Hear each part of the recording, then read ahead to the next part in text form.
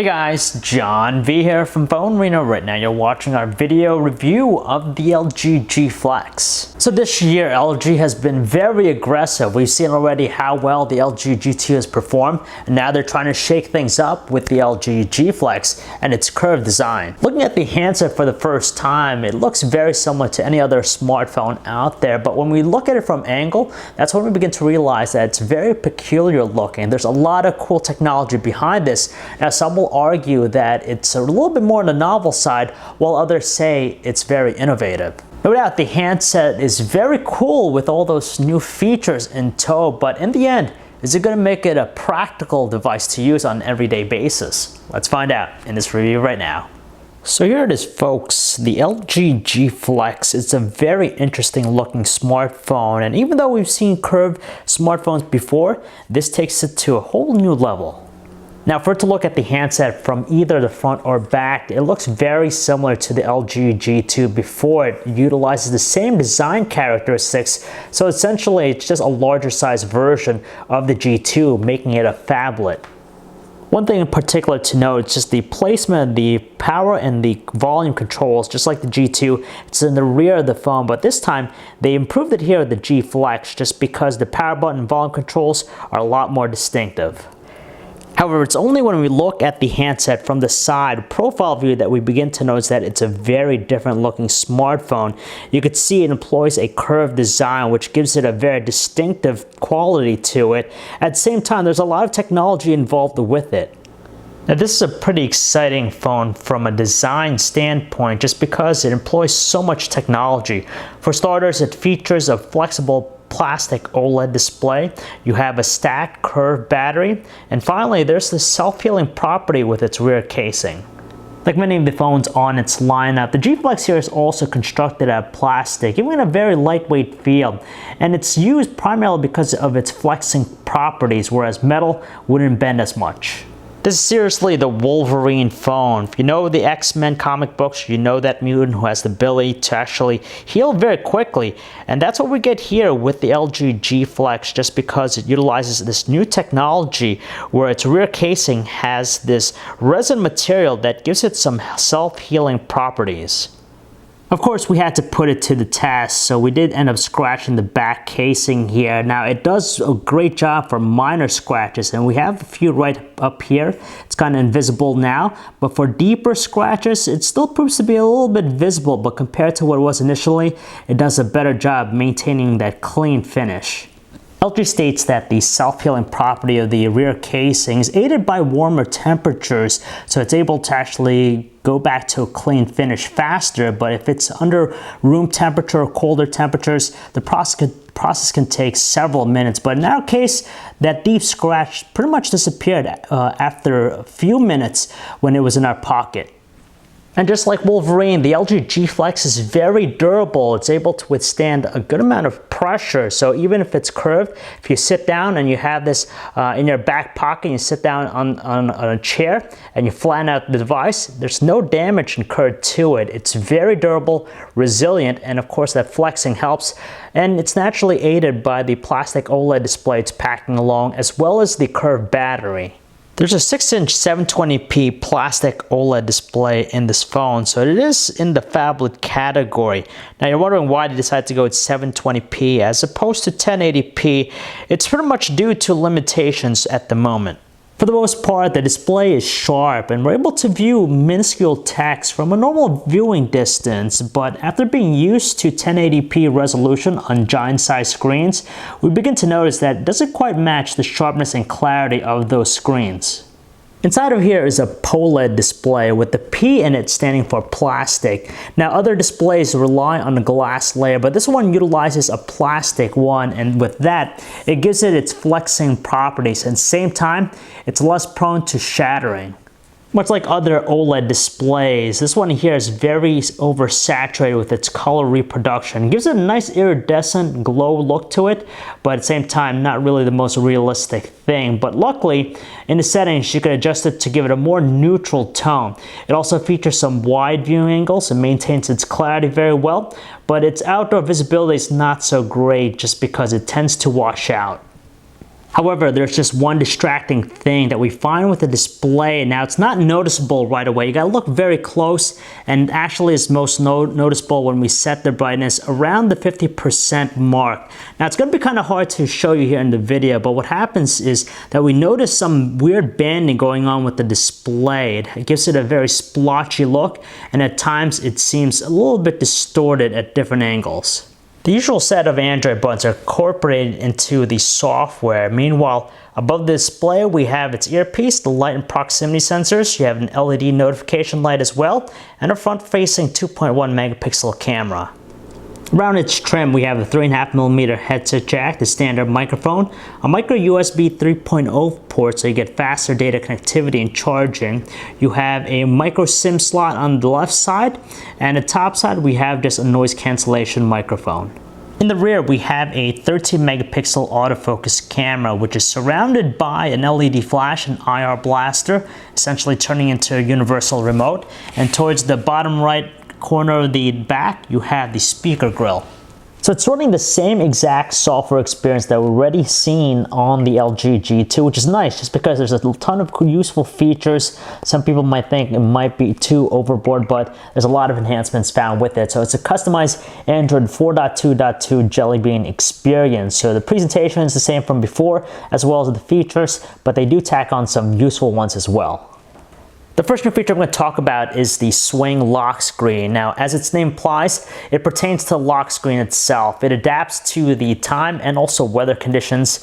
And depending on the angle we hold the phone, we could either see way above to the sky, or if we put more to a neutral position here, we could see the horizon, and all the way flat, we could see what's below the sea. Now, it just gives it a very interactive approach. Secondly, we have the Q Theater feature. Now, it's not one of the major ones just because it's more of an alternative to the usual gallery application. We could actually run it as an app, but it's also something that's easily accessible from the lock screen, which is a nice touch. So essentially, you just got to hold the device in landscape and just do this gesture like that. It uncovers it. And like I said, it's basically an alternative to the gallery application. We can view content, multimedia, photos, and videos, but for things like YouTube, it doesn't do anything except to actually open up the application itself. With the urgent call alert feature, if you have someone that's constantly calling you, especially consecutive times back to back, the notification light in the back here is going to actually pulsate in a red color to indicate that someone's in desperate need to get in touch with you. It's nice and discreet, obviously. And finally, the most useful new feature with the experience is dual window. Basically, it enhances the multitasking experience. So in addition to the usual way, all we gotta do is just hold down the back button, and from here we have this small window where we're given a select amount of apps. Not all the apps are supported, but you have some important ones. So for example, we could have the Chrome browser on the top, and on the bottom we could have something else, let's say YouTube. And the nice thing about it, it gives us a real multitasking experience. Beyond that, the experience here is to the T to what we saw already with the LG G2. So you have notifications panel right up top there, the app panel laid out in your traditional grid-like view, and you have all the features that we found before. For example, knock on, so you could actually turn on, turn off the display at will just by double tapping the display. You have all the Q-Slide applications, so you can get enhanced multitasking experience, and also you have things like slide aside and also guest mode. It's a very nice offering, of course, and we really appreciate the new stuff that's in tow as well. Powering the handset's the usual thing of late. It's the quad-core 2.26 GHz Qualcomm Snapdragon 800 CPU coupled with 2 GB of RAM and the Adreno 330 GPU. And as expected, its performance is just lickety fast. Snappy all around. If you're into intensive gaming, it's gonna do very well. And we really like that, even with the enhanced multitasking experience with the dual window feature, it doesn't really slow down its performance. It's the same music player we've seen already on the LG G2, so we don't like it, nor do we hate it entirely. It's just a little bit too conventional for our taste. Luckily though, the audio quality with this is just superb. Now the speaker is placed on the back. When you place it on a flat surface like so, due to the curved nature of the handset, it actually helps to amplify the volume. It actually bounces from the ground and disperses a lot better. As a result, it just produces some very commanding tones that don't crackle at the loudest volume setting. When we first watch videos on the LG G Flex, the thing that comes to mind is the IMAX experience, just because of the curved display on here. But obviously, it's not quite the same when you watch a movie in an IMAX theater. But regardless of that, it's very good, just because you have an ample sized display. It has support for a wide array of different codecs out of the box, and you have some wide viewing angles, which maintains its clarity, and the performance, of course, is top notch as well.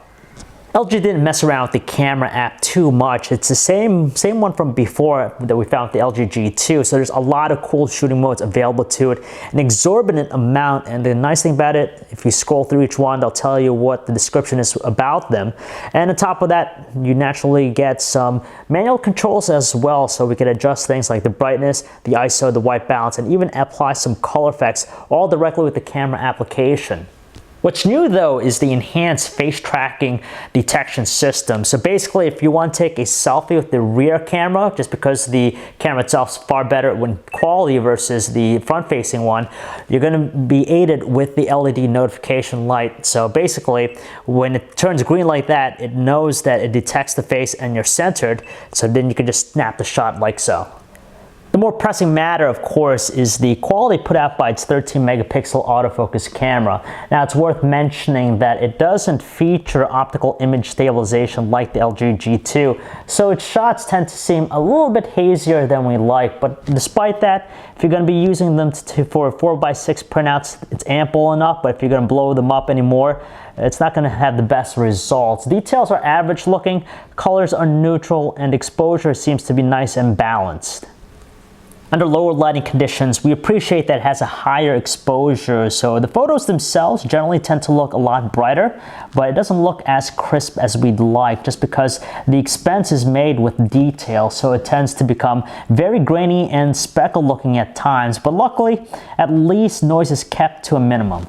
For those of you wondering about the potency of its LED flash, we gotta say it's more than ample. Even as far as 7 feet away, it's able to cast a really nice tone to the shots.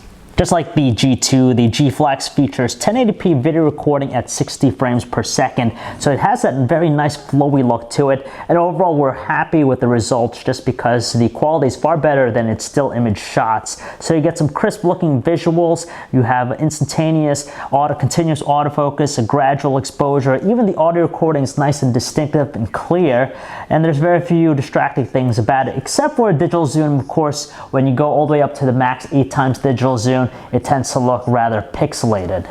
Unfortunately, it doesn't really do well when it comes to shooting videos under lower lighting situations. Now, when we're shooting at 60 frames per second, that rate actually drops to a choppier 27 frames per second, which is noticeable, of course, in contrast to 60 frames per second. But the more distracting part about it is just how dark these shots look. It doesn't even look bright. It doesn't remotely look bright at all, and it's just really disappointing.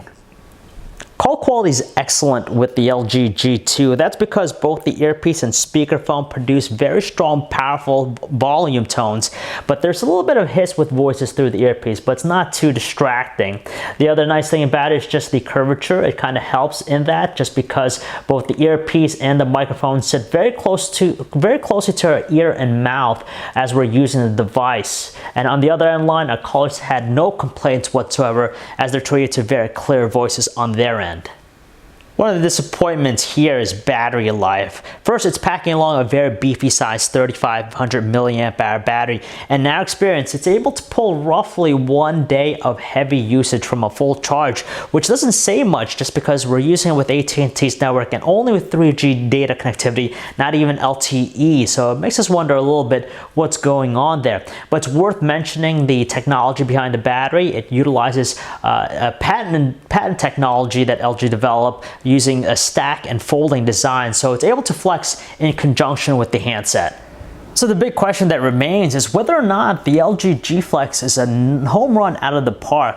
In our words, we wouldn't say so. It's a good first effort, but in terms of being a well-rounded smartphone, it just falls a little bit short in some departments to really compete against some of the big players in the space right now. Don't get us wrong, the handset's cool in many aspects. For starters, you could show it off to your friends. They'll really take a liking to it just because it's not every day you're going to find a device that's curved like this and has some self-healing properties to it.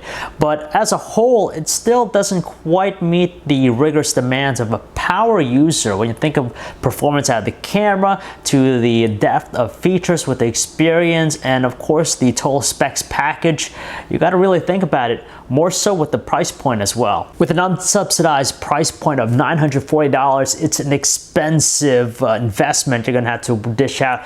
It's going to be great that you're going to have something that's up and coming and fresh and kind of showcases what's possible with tomorrow's technology. But again, at $940, that's just a lot of money to be dishing out for a device. In the end, the LG G Flex best serves those early adopters who wants to showcase the latest and greatest. Now, you got to think about some of the other options out there in the space. If you're looking at a class-leading phablet, you can look at things like the Samsung Galaxy Note 3, which really adheres to the power users out there. And on the flip side, if you're looking to save some more money, you could go with the Nokia Lumia 1520. So if you guys want to learn more about the LG G Flex, you could check out our website, PhoneArena.com. John V. Thanks for watching.